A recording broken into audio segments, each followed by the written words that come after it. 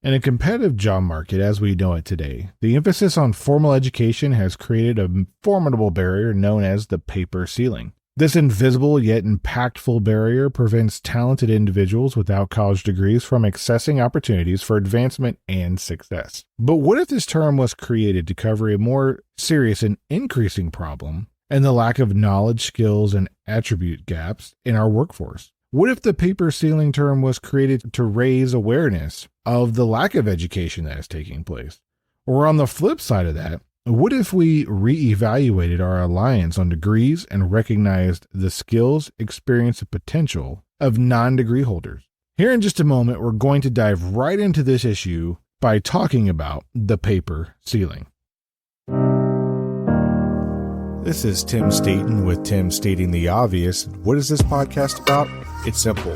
You are entitled to great leadership everywhere you go, whether it's to church, whether it's to work, whether it's at your house, you are entitled to great leadership. And so in this podcast, we take leadership principles and theories and turn them into everyday, relatable, and usable advice. And a quick disclaimer, this show, process, or service by trademark manufacturer, otherwise does not necessarily constitute an implied endorsement of anyone that I am employed by or favors them in representation. The views are expressed here in the show are my own expressed and do not necessarily state or reflect those of any employer.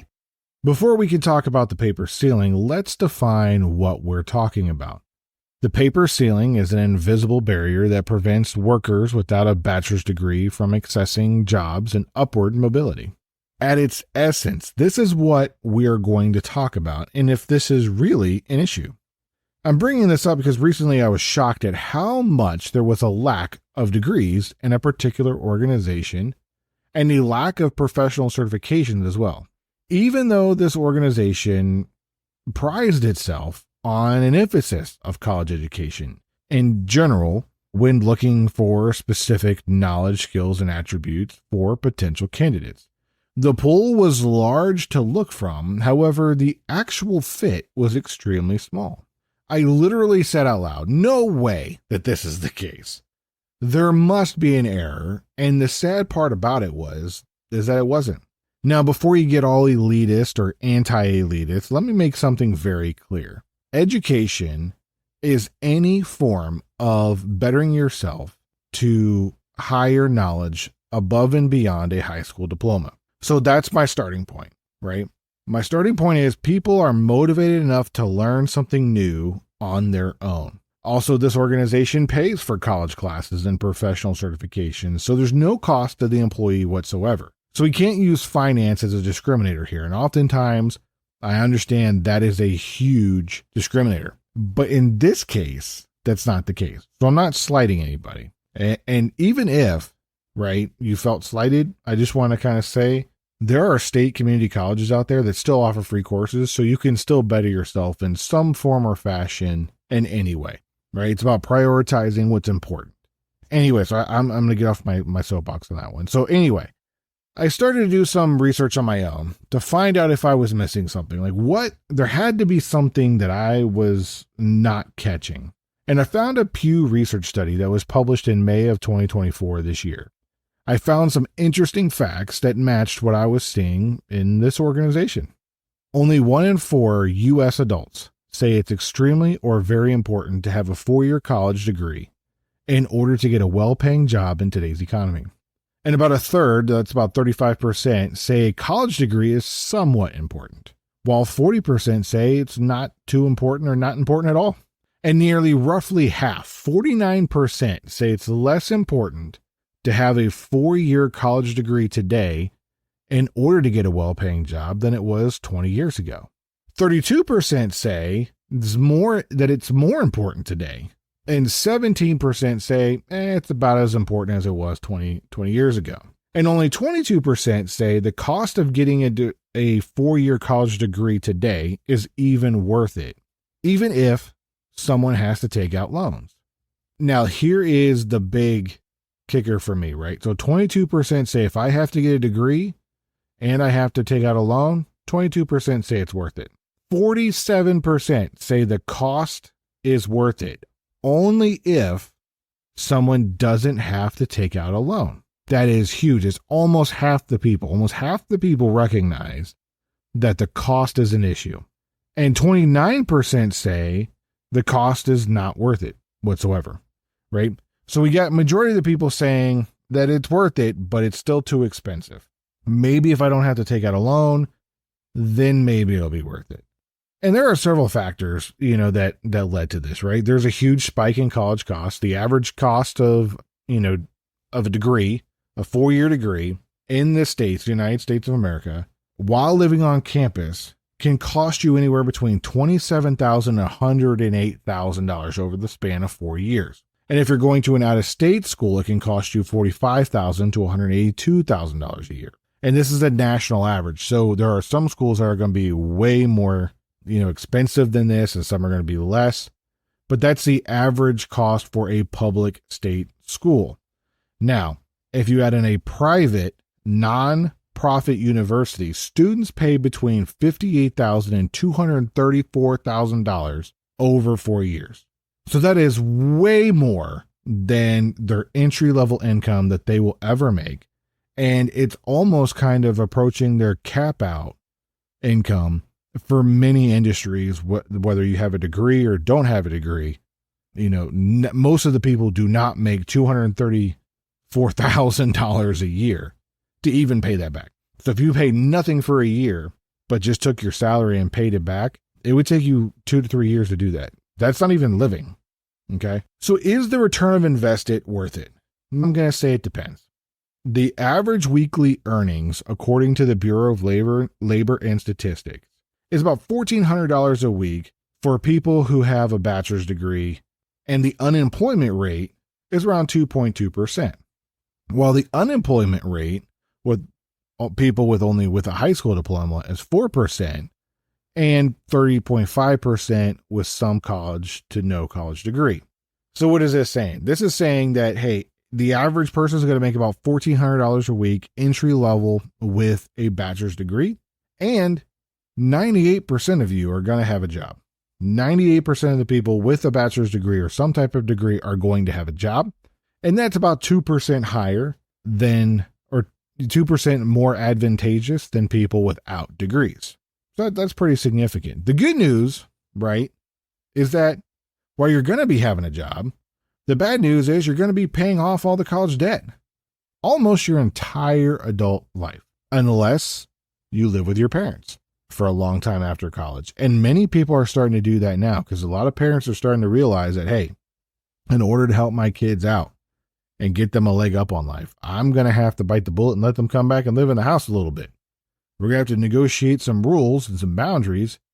But in order for them to get a leg up, they're going to have to work, establish, save, and then not have to pay all of the living costs that's associated with it. Now, I say that because we also need to be comparing things to the labor force of 1970, because that's when all these studies really started to come into effect. And there is a steady decline in the workforce with people with degrees with high school diplomas and with some education. The biggest distinction can be made is when it comes to household incomes. In the 1970s, the average household income of families with degrees was between $86,000. And at the upper end, it was like $145K. And without degrees, it was around $61,000 in 1970. And today, it's around $75,000 a year. Not much of an increase there. Right. So in 1970, if you had a degree, you were making $86,000 a year. And today you're making about $145,000 a year. And in 1970, without a degree, you were making $61,000 a year. And today you're making about $75,000 a year. You're saying, well, that's not that bad. It's not bad at all. And the data shows that still having a degree in the long run still pays off financially. So why is the public consensus that degrees are not worth it? Why is the perception that degrees are not worth it? And I have a couple of factors, and two big ones really, which is a decline in wages not keeping up with inflation, and the jobs available are becoming less desirable to people, right? So if I have a job and I'm making $90,000 a year and inflation is 8 to 10%. Well, if I don't get an 8 to 10% pay raise next year with my job, I cannot maintain the same quality of life I can maintain a standard of living, but my quality of life goes down because my job is not keeping up with inflation. And the organization of business has to make money, right? As inflation costs more, business costs more. And one way to save money is not pay people as much to keep up with inflation.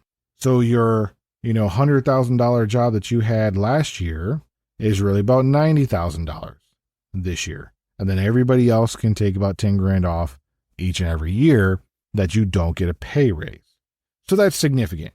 So now that goes into having to pay off all your debt plus all your living expenses. So why get a degree if I'm still going to be struggling to live on a day-to-day basis? And then the jobs becoming less desirable, people don't want to sit in a cubicle anymore. People just don't want to sit around. And let's face it, TikTok has turned, from teenage dancing to funny meme apps to user-generated content. And anyone and everyone is trying to sell you some type of product to buy. I mean, heck, even grandmas on this app are getting in on the action. And the perception is that anyone can get famous and make money by doing as little as possible and putting up these videos and selling people random junk on the internet and telling people they get a good idea and they get a good deal and all this other stuff. And it's just become a user-generated content culture, and where everybody goes on the app it's one ad after another. There's almost hardly anything meaningful on these apps anymore. Just people trying to sell stuff and make money, doing as little as possible to get ahead. And that perception, has permeated our culture. And unfortunately, this is false. You have to be willing to put in the work and you have to be willing to do what is necessary. Yes, you can make some money on social media, but you cannot sustain yourself on it. It's like a little side hustle. You can make a little bit here and there, right? So I have a brother-in-law who, posts on Twitter.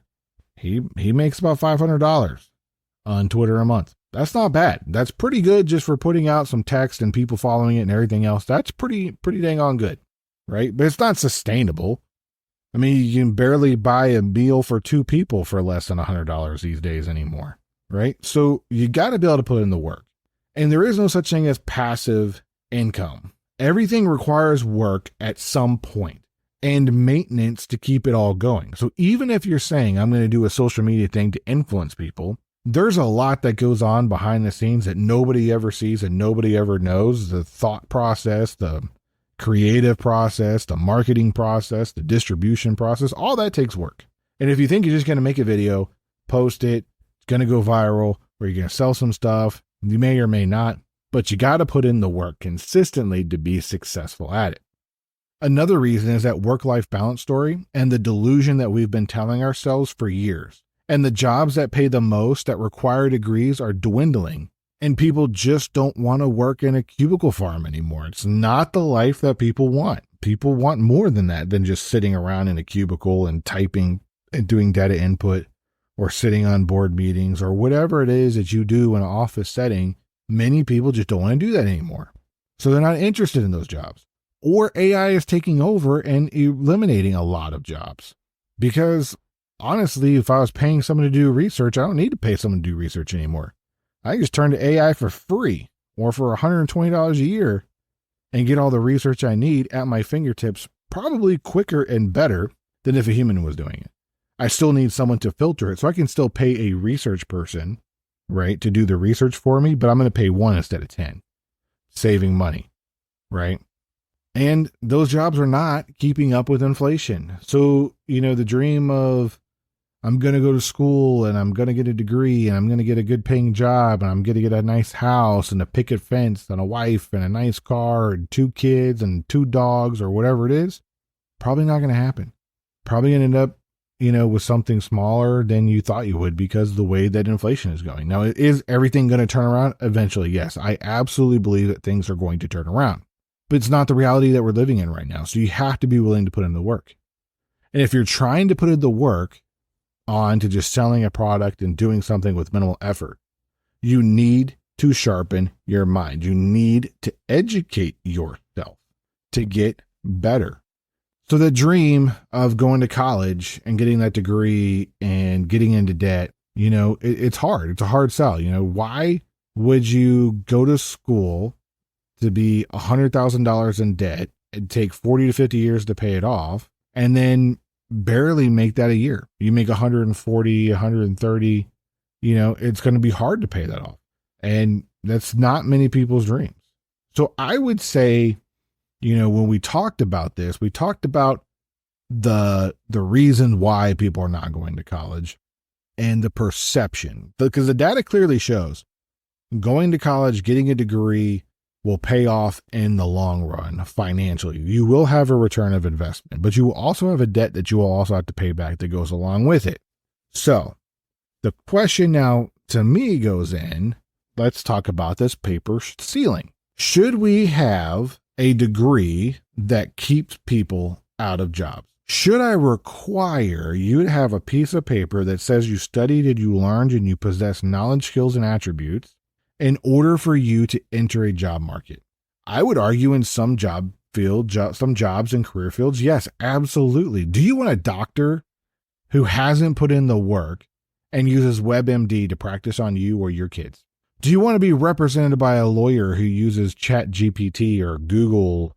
I think it was Bard, it's now something else, who is representing you in court? No, you don't. Now, skilled labor, like architects and engineers, I would hope they're educated and taught.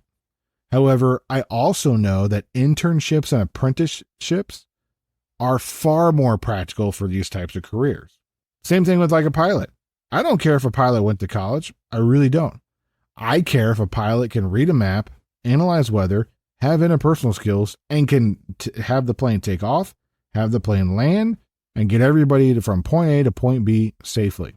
I don't necessarily agree that you need a college degree to do that. So I do believe that there is some good and benefit for having these paper ceilings out there. Because wholeheartedly, I believe, as a society and a culture, we need to get back into the continuous learning model. Because let's face it, if you're listening to this, you're a leader of some point. Whether you're a CEO, you're a mid-level manager, you're on the C-suite, whatever, you're starting out, you're a leader, right? And so there isn't a day that goes by that you're not learning something. I know there's not a day that goes by where I don't learn something. And for those entry-level leaders out there, if you're not in college, I would offer up to you, you need to take a professional certification that's based in your career and industry. This way you can learn more, you can hone your knowledge, you can hone your skills, you can get better attributes and get more skilled in your craft, in your industry, and be a true professional and not just someone who's doing a job, not just someone who's doing something on the side. Take pride in being a professional. For example, when I was living in Germany, one of the things that I noticed the most was when I would go to get my car worked on at a mechanic shop. Now, I didn't take it to these high-end dealerships over there because I could not afford that at the time. I had like a 1979, 1986 BMW of some sort. It had 4 wheels, 4 doors, a windshield, blinkers that worked, high beams that worked, and taillights that worked. You got me from point A to point B, took gas. It was great. It ran, right? Because that's what I needed at the time. I didn't need anything crazy or special or fancy. But I would also have to get inspected every year. There would be something wrong with it inevitably, and I'd take it to a mechanic shop, right? And one thing I noticed was that every single one of these mechanic shops, they all displayed these certificates that said that they were professionally certified by Bavaria, that they took a test, they went to school, they got educated, they know how to fix cars, right? They know how to do all that. They're proud of it because they're like, I'm a professional. I'm a certified professional. And I don't see that too much today. And, they charge a little bit more too, because they say they're a professional and they're covered by the state that says they're a professional. So that, you get a little bit more, a little bit more behind you with that. The word is eluding me at the moment, but you get a little more credibility with that certificate that says you've educated yourself, you're certified, and now you can perform those tasks associated with it as a professional. So you got more credibility that comes along with it. And then there were some that didn't have any of those certificates, and their work didn't last at all. You paid cheaper, but it didn't last. It got you through an inspection, and that was about it. And those that worked at the big name Audi and BMW dealerships that were certified mechanics, from them, they charged. And they made really good money too. So it's not about just obtaining a college degree. It's about obtaining a higher level of performance and a higher level of knowledge in your specific industry and skill, which is incredibly important. And I would say we need this more today than we ever have, because with the internet at our fingertips, everybody is a professional. Everybody is an expert. So if everybody is something, then nobody is. And that's a problem.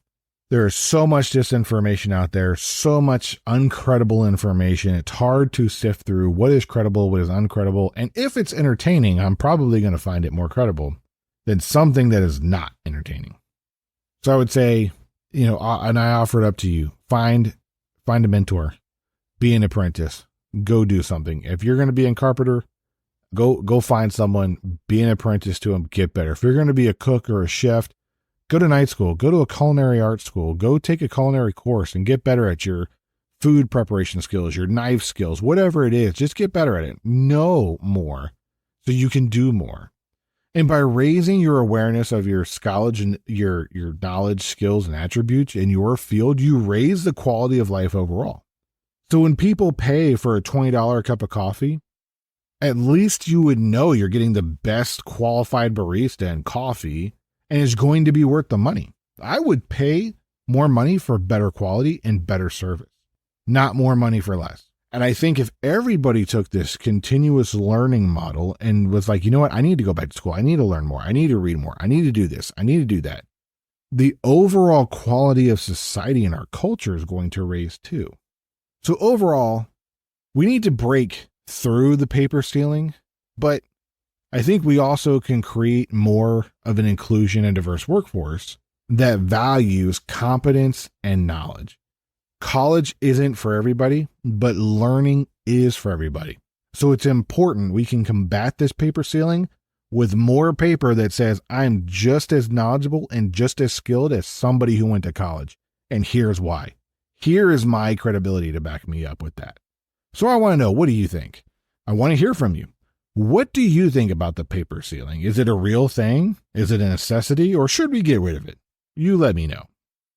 As always, thank you for stopping by and listening to this episode, and I hope you enjoyed it. Before we go, I'd like to ask a favor of you, if I could. Please share this episode with one or two people who you think might like this topic. If you haven't followed or subscribed on the platform you're listening to, and hit all the bells and icons and all the whistles so you know when we post another episode, because I don't want to waste your time. If you got some value out of this episode, please leave a review or comment so we can help spread this show with other people who might be interested in it but just haven't found this show yet. Again, thanks for stopping by. I'm Tim Staten.